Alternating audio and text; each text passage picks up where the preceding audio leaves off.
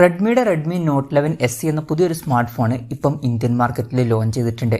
13,500 രൂപ പ്രൈസ് റേഞ്ചിലാണ് ഈ ഒരു സ്മാർട്ട് ഫോൺ ഇപ്പോൾ ലോഞ്ച് ചെയ്തിരിക്കുന്നത്. ഈ ഒരു ഫോണിനെ പറ്റിയിട്ടുള്ള ഒറ്റ വാക്കിൽ എൻ്റെ ഒരു അഭിപ്രായം ചോദിക്കുകയാണെന്നുണ്ടെങ്കിൽ ഇങ്ങനൊരു ഫോണിൻ്റെ ആവശ്യമില്ലായിരുന്നു. എന്തുകൊണ്ടാണ് അങ്ങനെ പറഞ്ഞത് എന്നുള്ളതൊക്കെ നമ്മൾ വീഡിയോയിൽ പറയുന്നുണ്ട്. എന്തായാലും ഈ ഒരു വീഡിയോയിൽ നമ്മൾ നോക്കാൻ പോകുന്നത് റെഡ്മി നോട്ട് 11 SE എന്ന ഫോണിൻ്റെ ഒരു സ്പെസിഫിക്കേഷൻ അനാലിസിസ് ആണ്. ആദ്യം നമ്മൾ ഡിസ്പ്ലേയുടെ കാര്യം നോക്കുകയാണെന്നുണ്ടെങ്കിൽ റെഡ്മി നോട്ട് 11 SEയിൽ 6.43 ഇഞ്ചിൻ്റെ ഫുൾ HD+ ഡിസ്പ്ലേ കൊടുത്തിട്ടുണ്ട്. അമോലെഡ് ഡിസ്പ്ലേ ഇതിൽ ഉപയോഗിച്ചിട്ടുണ്ട്. ഈ ഒരു പ്രൈസ് റേഞ്ചിൽ അത് നല്ലൊരു കാര്യം തന്നെയാണ്. പിന്നെ പഞ്ചോൾ ഡിസ്പ്ലേ ഇതിൽ കൊടുത്തിട്ടുണ്ട്. പഞ്ചോൾ വരുന്നത് ടോപ്പ് സെൻറ്റർ ഭാഗത്തായിട്ടാണ്. അതും നല്ലൊരു കാര്യം തന്നെയാണ്. പിന്നെ കൂടിയ റിഫ്രഷ് റേറ്റ് ഇതിൽ സപ്പോർട്ട് ചെയ്യുന്നില്ല. 60 Hz റിഫ്രഷ് റേറ്റ് ഇതിൽ വരുന്നുള്ളൂ. പിന്നെ ഇപ്പം ഇതിനേക്കാൾ കുറച്ചും കൂടി കുറഞ്ഞൊരു പ്രൈസ് റേഞ്ചിൽ പോക്കോ M4 Pro 4G എന്ന ഫോൺ വരുന്നുണ്ട്. അതിൽ അമോലെഡ് ഡിസ്പ്ലേ എന്നുള്ള ഫീച്ചറിൻ്റെ കൂടെ തന്നെ 90 Hz റിഫ്രഷ് റേറ്റ് എന്നുള്ള ഫീച്ചറും കൂടി വരുന്നുണ്ട്. അതുപോലെ തന്നെ അതിലും പഞ്ചോൾ ഡിസൈനൊക്കെ കൊടുത്തിട്ടുണ്ട്. അപ്പോൾ നിങ്ങൾക്ക് 90 Hz റിഫ്രഷ് റേറ്റും കൂടി അമോലെഡ് ഡിസ്പ്ലേയുടെ കൂടെ വേണമെന്നുണ്ടെങ്കിൽ ഈ ഒരു പ്രൈസ് റേഞ്ചിൽ ഓപ്ഷൻസും കാര്യങ്ങളൊക്കെ വരുന്നുണ്ട്. എന്ന് വിചാരിച്ചിട്ട് 13,500 രൂപ പ്രൈസ് റേഞ്ചിൽ കൂടിയ റിഫ്രഷ് റേറ്റ് കൊടുക്കാത്തത് വലിയൊരു കംപ്ലൈൻ്റ് ആയിട്ട് പറയാൻ പറ്റില്ല. പ്രത്യേകിച്ച് അമോലെഡ് ഡിസ്പ്ലേയും പഞ്ചോൾ ഡിസൈനൊക്കെ അവർ തരുമ്പം. പക്ഷേ നമ്മൾ കോമ്പറ്റീഷൻ നോക്കുകയാണെന്നുണ്ടെങ്കിൽ ഡിസ്പ്ലേയുടെ കാര്യത്തിൽ പോക്കോ M4 Pro 4G എന്ന ഫോൺ അവിടെ കിടക്കുന്നുണ്ട്. അതിൽ നമുക്ക് എക്സ്ട്രാ ആയിട്ട് കൂടിയ റിഫ്രഷ് റേറ്റ് ലഭിക്കുന്നുണ്ട്. പിന്നെ ഈ ഫോണിൻ്റെ പീക്ക് ബ്രൈറ്റ്നസ് വരുന്നത് 1100 nits ആണ്. ഫോണിൻ്റെ ഫ്രണ്ടിൽ ഗൊറില്ല ഗ്ലാസ് 3യുടെ പ്രൊട്ടക്ഷനെ കൊടുത്തിട്ടുണ്ട്. അപ്പോൾ ഡിസ്പ്ലേ ഫീച്ചേഴ്സ് നമ്മൾ മൊത്തത്തിൽ നോക്കുകയാണെന്നുണ്ടെങ്കിൽ അത്യാവശ്യം തിരക്കേടില്ലാത്ത നല്ല ഡിസ്പ്ലേ ഫീച്ചേഴ്സ് ഈ ഫോണിൽ കൊടുത്തിട്ടുണ്ട്. എന്നാലും കോമ്പറ്റീഷനായിട്ട് കമ്പയർ ചെയ്യുമ്പോൾ പോക്കോ M4 Pro 4G എന്ന ഫോൺ വരുന്നുണ്ട്. അതിൽ എക്സ്ട്രാ ആയിട്ട് കൂടിയ റിഫ്രഷ് റേറ്റ് എന്നുള്ള ഫീച്ചറും കൂടി കിട്ടുന്നുണ്ട്. പിന്നെ ഈ ഫോണിൻ്റെ ഫിംഗർ പ്രിൻറ്റ് സെൻസർ ഫോണിൻ്റെ സൈഡിൽ പവർ ബട്ടണിൽ ഇൻ്റഗ്രേറ്റ് ചെയ്തിട്ടാണ് വരുന്നത്. ഫോണിൻ്റെ വെയിറ്റ് വരുന്നത് ഏകദേശം 178.8 ഗ്രാമാണ്. തിക്നെസ് വരുന്നത് 8.29 mm ആണ്. പിന്നെ ഈ ഫോണിൽ IP53 റേറ്റിംഗ് സപ്പോർട്ട് ചെയ്യുന്നുണ്ട്. ഈ ഫോണിൻ്റെ 4 കളർ വേരിയൻസ് ഇപ്പോൾ ലോഞ്ച് ചെയ്തിട്ടുണ്ട്. Space black, thunder purple, Bifrost blue, അതുപോലെ തന്നെ കോസ്മിക് വൈറ്റും. ഇനി നമ്മൾ പ്രോസസ്സറിൻ്റെ കാര്യത്തിലോട്ട് വരികയാണെങ്കിൽ മീഡിയാടെക്കിൻ്റെ ഹീലിയോ G95 എന്നുള്ള പ്രോസസ്സർ ഈ ഫോണിൽ കൊടുത്തിട്ടുണ്ട്. 13,500 രൂപ പ്രൈസ് റേഞ്ചിൽ ഈ ഒരു പ്രോസസ്സർ എങ്ങനെയുണ്ടെന്ന് വെച്ചാൽ ഈ ഒരു പ്രൈസ് റേഞ്ചിൽ ഇത് അത്യാവശ്യം നല്ലൊരു പ്രോസസ്സർ തന്നെയാണ്. മികച്ചൊരു പെർഫോമൻസും കാര്യങ്ങളൊക്കെ ഇതിൽ വരേണ്ടതാണ്. അപ്പം അത്യാവശ്യം നല്ലൊരു പ്രോസസ്സറൊക്കെ ഈ ഫോണിൽ ഈ ഒരു പ്രൈസ് റേഞ്ചിൽ അവർ കൊടുത്തിട്ടുണ്ട്. 5G ഒന്നും ഇതിൽ സപ്പോർട്ട് ചെയ്യുന്നില്ല. മാക്സിമം 4G സപ്പോർട്ടേ ഇതിൽ വരുന്നുള്ളൂ. ഈ ഫോണിൻ്റെ ബേസ് വേരിയൻറ്റിൽ 6GB റാമും 64GB ഇൻറ്റേർണലുമാണ് വരുന്നത്. പിന്നെ ഈ ഒരു വെർഷൻ മാത്രമേ ഇപ്പം ലോഞ്ച് ചെയ്തിട്ടുള്ളൂ. വേറെ വെർഷൻസ് ഒന്നും ഇപ്പം ലോഞ്ച് ചെയ്തിട്ടില്ല. LPDDR4Xൻ്റെ റാം ഈ ഫോണിൽ കൊടുത്തിട്ടുണ്ട്.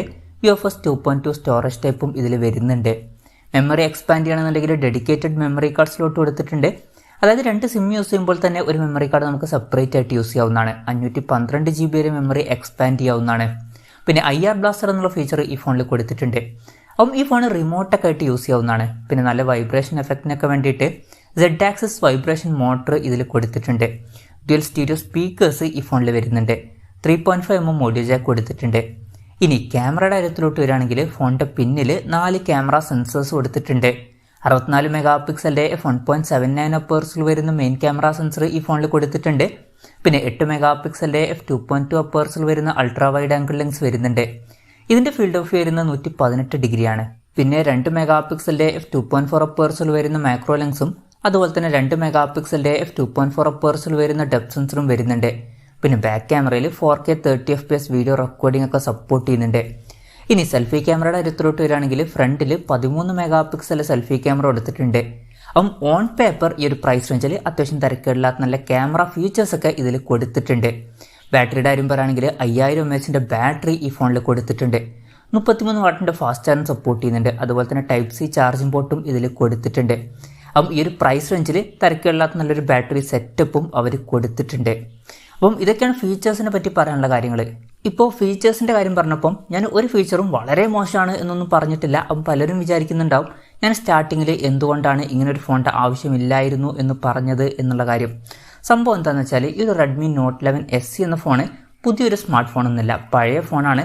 മുമ്പ് ഇന്ത്യയിൽ ലോഞ്ച് ചെയ്തിട്ടുള്ള റെഡ്മി നോട്ട് 10S എന്ന ഫോൺ തന്നെയാണ് റെഡ്മി നോട്ട് 11 SE എന്ന ഫോണ്. ഇൻട്രസ്റ്റിംഗ് ആയിട്ടുള്ളൊരു കാര്യം എന്താണെന്ന് വെച്ചാൽ റെഡ്മി നോട്ട് 10S എന്ന ഫോൺ ഇപ്പോൾ നമുക്ക് 13,000 രൂപ പ്രൈസ് റേഞ്ചിൽ ആമസോണിൽ കിട്ടുന്നുണ്ട്. ഈ ഒരു റെഡ്മി നോട്ട് 11 SE എന്ന ഫോണിൻ്റെ വില വരുന്നത് 13,499 രൂപയാണ്. ഫ്ലിപ്കാർട്ട് വഴിയാണ് ഇതിൻ്റെ സെയിൽ നടക്കുന്നത്. ഈ 2 ഫോണുകളും തമ്മിലുള്ള ഒരു ഡിഫറൻസ് വരുന്നത് ഈ ഒരു കാര്യത്തിലാണ്. റെഡ്മി നോട്ട് 10 എസിൻ്റെ സെയിൽ ആമസോൺ വഴിയാണ് നടക്കുന്നത്. റെഡ്മി നോട്ട് 11 എസ്സിയുടെ സെയിൽ ഫ്ലിപ്കാർട്ട് വഴിയാണ് നടക്കുന്നത്. എന്തായാലും ഈ ഒരു ഫോണിലോട്ട് റെഡ്മി കൂടുതൽ എക്സ്ട്രാ ഫീച്ചേഴ്സ് ഒന്നും കൊണ്ടുവന്നിട്ടില്ല. അപ്പം അറ്റ്ലീസ്റ്റ് വില സെയിം ആക്കി വെക്കായിരുന്നു. റെഡ്മി നോട്ട് 10 എസ് എന്ന ഫോണിൻ്റെ അതേ പ്രൈസ് റേഞ്ചിലെങ്കിലും ഈ ഫോൺ ലോഞ്ച് ചെയ്യായിരുന്നു. എന്നാൽ അങ്ങനെയല്ല, വില 500 രൂപ കൂട്ടിയിട്ടുണ്ട്. ഈ ഒരു ഫോൺ കൊണ്ട് റെഡ്മി ഉദ്ദേശിക്കുന്ന സംഭവം എന്താണെന്ന് വെച്ചാൽ, റെഡ്മിയുടെ നോട്ട് 10 എസ് എന്ന ഫോണിൻ്റെ സെയിൽ സാധാരണ ആമസോൺ വഴിയാണ് നടക്കുന്നത്. ഇനി മുതൽ ഫ്ലിപ്കാർട്ട് വഴിയും ഈ ഫോണിൻ്റെ സെയിൽ നടക്കണം, അത്രേ അവരുദ്ദേശിക്കുന്നുള്ളൂ. കസ്റ്റമേഴ്സിന് എക്സ്ട്രാ വാല്യൂയും കാര്യങ്ങളൊന്നും ഇതിൽ കൂടുതൽ കിട്ടുന്നില്ല. പിന്നെ എന്തായാലും പുതിയ പേരൊക്കെ ഇട്ടിട്ട് ഒരു ഫോൺ കൊണ്ടുവരികയാണ്. അപ്പം എന്തെങ്കിലുമൊക്കെ ഒരു മാറ്റം അവർക്ക് വരുത്തായിരുന്നു, അറ്റ്ലീസ്റ്റ് സോഫ്റ്റ്വെയറിൻ്റെ കാര്യത്തിലെങ്കിലും. ഇപ്പോൾ സോഫ്റ്റ്വെയറിൻ്റെ കാര്യം പറയുകയാണെന്നുണ്ടെങ്കിൽ റെഡ്മി നോട്ട് 11 എസ്സിൽ ആൻഡ്രോയിഡ് 11 ബേസ് ചെയ്തിട്ടുള്ള MIUI സോഫ്റ്റ്വെയർ ആണ് വരുന്നത്. റെഡ്മി നോട്ട് 10 എസ്സിലും ആൻഡ്രോയിഡ് 11 ബേസ് ചെയ്തിട്ടുള്ള സോഫ്റ്റ്വെയർ തന്നെയാണ് വരുന്നത്. പക്ഷേ ആ ഒരു ഫോൺ ലോഞ്ച് ചെയ്ത സമയത്ത് അത് വലിയൊരു പ്രശ്നമായിട്ട് പറയാൻ പറ്റില്ലായിരുന്നു. പക്ഷേ ഇപ്പോഴത്തെ കാര്യം അങ്ങനെയല്ല. ഇപ്പം ആൻഡ്രോയിഡ് 13 സോഫ്റ്റ്വെയർ ഓൾറെഡി ലോഞ്ച് ചെയ്തിട്ടുണ്ട്. ഈ ഒരു ടൈമിലൊക്കെ ലോഞ്ച് ചെയ്യുന്ന ഒരു ഫോണിൽ നമ്മൾ ആൻഡ്രോയിഡ് 12 സോഫ്റ്റ്വെയർ എക്സ്പെക്റ്റും ചെയ്യുന്നുണ്ട്. പക്ഷേ ഈ ഫോണിൽ അതിലും പഴയ ആൻഡ്രോയിഡ് 11 സോഫ്റ്റ്വെയറേ വരുന്നുള്ളൂ. എന്തായാലും അവർ പുതിയ പേരിൽ ഒരു സ്മാർട്ട് ഫോൺ ലോഞ്ച് ചെയ്യാണ്. അപ്പം അറ്റ്ലീസ്റ്റ് ഒരു ചേഞ്ച് എന്നുള്ള പേരിനെങ്കിലും അവർക്ക് ഈ ഒരു ഫോണിലെ ആൻഡ്രോയിഡ് 12 ബേസ് ചെയ്തിട്ടുള്ള സോഫ്റ്റ്വെയർ കൊടുക്കായിരുന്നു. എന്തായാലും ഇതിലെ ആൻഡ്രോയിഡ് 12 ബേസ് ചെയ്തിട്ടുള്ള സോഫ്റ്റ്വെയർ വരുന്നില്ല. ആൻഡ്രോയിഡ് 11 ബേസ് ചെയ്തിട്ടുള്ള സോഫ്റ്റ്വെയറെ അവർ കൊടുത്തിട്ടുള്ളൂ. അപ്പം ഇതാണോ ഈ ഫോണിലെ ഏറ്റവും ഡിസപ്പോയിൻറ്റിംഗ് ആയിട്ടുള്ള കാര്യം എന്ന് വെച്ചാൽ ഇതല്ല, വേറെയും കാര്യം പറയാനുണ്ട്. സംഭവം എന്താണെന്ന് വെച്ചാൽ mi.com-ലും അതുപോലെ തന്നെ ഫ്ലിപ്കാർട്ടിലും ഈ ഒരു ഫോൺ ഇപ്പോൾ ലിസ്റ്റ് ചെയ്തിട്ടുണ്ട്. അതിൽ ബോക്സിലുള്ള കണ്ടൻസിൻ്റെ ഭാഗത്ത് ചാർജർ കൊടുത്തിട്ടില്ല. അപ്പം ഈ ഫോണിൽ ചാർജർ ഉണ്ടാവാൻ ചാൻസ് ഇല്ല. mi.com-ൽ മാത്രമല്ല ഫ്ലിപ്കാർട്ടിലും ബോക്സിലെ കണ്ടൻസിൻ്റെ ഭാഗത്ത് ചാർജർ കൊടുത്തിട്ടില്ല. ഫോണിൻ്റെ ബോക്സിൽ ചാർജർ വരില്ല എന്നുള്ളത് വളരെ ഡിസപ്പോയിൻറ്റിംഗ് ആയിട്ടുള്ള ഒരു കാര്യമായിട്ടാണ് എനിക്ക് തോന്നിയിട്ടുള്ളത്. റെഡ്മി നോട്ട് 10 എസിൻ്റെ ബോക്സിൽ ചാർജർ വരുന്നുണ്ട്. 33 വാട്ടിൻ്റെ ചാർജർ തന്നെ ഫോണിൻ്റെ ബോക്സിൽ കൊടുത്തിട്ടുണ്ട്. എന്നാൽ ഈ ഒരു ഫോണിന് വില കൂടുതലുമാണ്. അതുമാത്രമല്ല ചാർജർ വരുന്നുമില്ല. ചാർജർ നമ്മൾ സെപ്പറേറ്റ് മേടിക്കേണ്ടിയും വരും. അപ്പം ആ ഒരു കാര്യങ്ങളൊക്കെ ഒഴിവാക്കായിരുന്നു, ചാർജർ ബോക്സിൽ തന്നെ കൊടുക്കായിരുന്നു.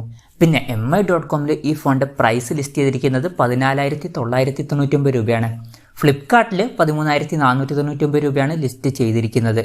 ഓഗസ്റ്റ് 31 മുതലാണ് ഈ ഫോണിൻ്റെ സെയിൽ സ്റ്റാർട്ട് ചെയ്യുന്നത്. ഫ്ലിപ്കാർട്ട് വഴിയും mi.com വഴിയുമാണ് ഈ ഫോണിൻ്റെ സെയിൽ നടക്കുന്നത്. എന്തായാലും ഓവറോൾ നോക്കുകയാണെന്നുണ്ടെങ്കിൽ ഈ ഫോൺ നിരാശപ്പെടുത്തി എന്ന് പറയേണ്ടി വരും. കാരണം എന്താണെന്ന് വെച്ചാൽ റെഡ്മി നോട്ട് 10 എസ് എന്ന ഫോൺ ഇതേ സെയിം സ്പെസിഫിക്കേഷനുമായിട്ട് വരുന്നുണ്ട്. ആ ഒരു ഫോണിനാണെങ്കിൽ വില കുറച്ചും കൂടി കുറവാണ്. ആ ഒരു ഫോൺ 13,000 രൂപ പ്രൈസ് റേഞ്ചിൽ ഇപ്പം നമുക്ക് ലഭിക്കുന്നുണ്ട്. അതുപോലെ തന്നെ ആ ഫോണിൻ്റെ ബോക്സിൽ ചാർജറും വരുന്നുണ്ട്. എന്നാൽ ഈ ഫോണിൻ്റെ ബോക്സിൽ ചാർജറും ഉണ്ടാവില്ല. വിലയും കൂടുതലാണ്, ചാർജറും ഉണ്ടാവില്ല. എന്നാൽ സെയിം ആയിട്ടുള്ള സ്പെസിഫിക്കേഷനാണ് കിട്ടുന്നത്. ഒരു ചേഞ്ചിന് വേണ്ടിയിട്ട് ആൻഡ്രോയിഡ് 12 സോഫ്റ്റ്വെയർ പോലും അവർ കൊടുത്തിട്ടില്ല. അപ്പം എൻ്റെ ഒരു അഭിപ്രായത്തിൽ ഈ ഒരു ഫോൺ എടുക്കാതിരിക്കുകയാണ് നല്ലത്. ഇതിലും നല്ലത് റെഡ്മി നോട്ട് 10 എസ് എന്ന ഫോൺ എടുക്കുന്നതാണ്. അതിലാണെങ്കിൽ വിലയും കുറച്ച് കുറയും, അതുപോലെ തന്നെ ചാർജറും ഫോണിൻ്റെ ബോക്സിൽ കിട്ടും. എന്തായാലും ഈ ഒരു ഫോൺ നിരാശപ്പെടുത്തി എന്നാണ് എനിക്ക് തോന്നിയിട്ടുള്ളത്. ഇങ്ങനൊരു ഫോണിൻ്റെ ആവശ്യമില്ലായിരുന്നു. എന്തായാലും റെഡ്മി നോട്ട് 11 എസ് എന്ന ഫോണിനെ പറ്റിയിട്ടുള്ള നിങ്ങളുടെ അഭിപ്രായം ജസ്റ്റ് ഒന്ന് കമൻറ്റ് ചെയ്യുക.